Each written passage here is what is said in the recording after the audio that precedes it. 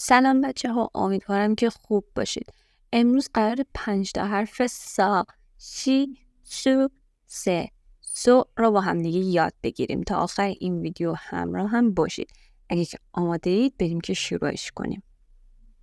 حرف اول حرف سا هست. حرف سا توی 3 مرحله نوشته میشه. حرف سا شباهت زیادی به حرف کی داره. مرحله اول یه خط افقی از چپ به راست با شیب کمی رو به بالاست و مرحله بعدی یه خط عمودی شیب داره که مرحله اول رو نصف میکنه و به خانه ختم میشه و در ادامه یه حرکت لبخند مانند رسم میکنیم.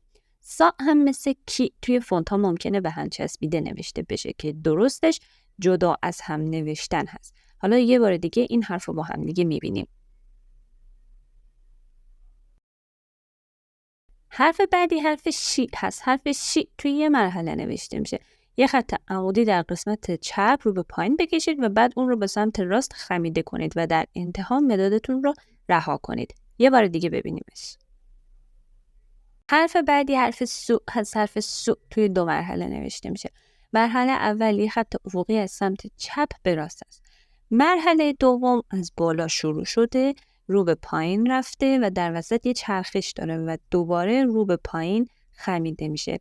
در نهایت مدادتون رو روی کاغذ رها کنید. برای نوشتن اصولی مرحله دوم رو کمی از مرکز رو به سمت راست متمایلش کنید. سعی کنید که قبل و بعد چرخش توی امتداد هم باشن و توی یه راستا باشن و همچنین به فاصله بین محل چرخش و مرحله اول نوشتار هم توجه کنید. یه بار دیگه حرف سو رو با هم دیگه ببینیمش. حرف بعدی حرف سه هست. حرف سه توی 3 مرحله نوشته میشه. مرحله اول یه خط بزرگ افقی در قسمت مرکزی هست. مرحله دوم یه خط عمودی در قسمت راست هست که به خانه ختم میشه که رو به سمت چپ بالا متمایله. نوشتن رو ادامه بدید و توی مرحله سوم یه خط عمودی تا پایین بکشید که رو به سمت راست خمیده میشه. حواستون باشه که مرحله دوم نباید از مرحله سوم بلندتر باشه و همچنین سعی کنید فاصله هایی که مرحله دوم و سوم از مرحله اول ایجاد میکنن یکسان باشن. حالا یه بار دیگه ما حرف 3 رو ببینیمش. حرف بعدی حرف سو هست. حرف سو توی یه مرحله نوشته میشه. این حرف شبیه یک زیگزاگ هست. یک ضد انگلیسی در قسمت بالای مرکزی بنویسید و نوشتن رو ادامه بدید و یک سی انگلیسی در ادامش بنویسید. البته انتهاش رو خیلی خمیده نکنید. دقت کنید خط مرکزی از خط بالایی باید کشیده تر باشه. یک بار دیگه نوشتن حرف سو رو با هم دیگه ببینیم. حرف سو یک نوع نوشتار دیگه داره اما توی 2 مرحله نوشته میشه که نسبت به حرف سو قبلی خیلی کمتر استفاده میشه. مرحله اول یه خط کوتاه در سمت چپ قسمت بالا هست. مرحله دوم مثل نوشتار قبلی حرف سو هست ولی فقط این قسمت بالایی رو نداره. یه بار دیگه حرف سو رو با هم دیگه ببینیم.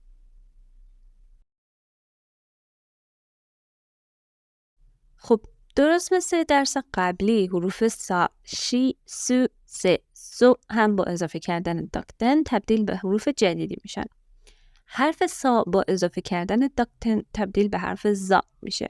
سا، زا، سا، زا.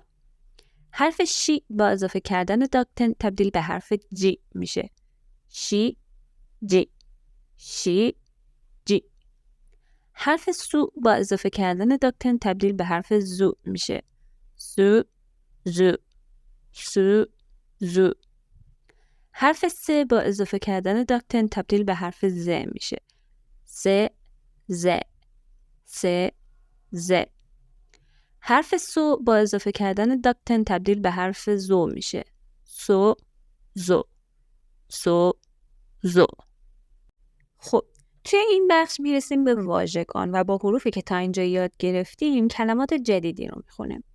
کلمه اول کاسا هست. کاسا، کاسا به معنای چتر. کلمه دوم سوگو هست. سوگو، سوگو قیده به معنای به سرعت. کلمه بعدی سکوشی هست. سکوشی، سکوشی هم یه قیده به معنای کمی. کلمه بعدی اوساگی هست. اوساگی به معنای خرگوش. کلمه بعدی گاکسی هست. گاکسی معنی دانش آموز میده و مخصوصا دانش آموزایی که توی دانشگاه تحصیل میکنن، یعنی به نحوی میشه گفتش که دانشجو. کلمه بعدی اوکاشی هست. اوکاشی معنای شیرینی میده. خب این بود از ویدیو امروز. امیدوارم براتون مفید بوده باشه. ممنون که همراهیمون میکنید. منتظر ویدیوی طرز بعدی باشید. تا ویدیو بعدی، سایونارا.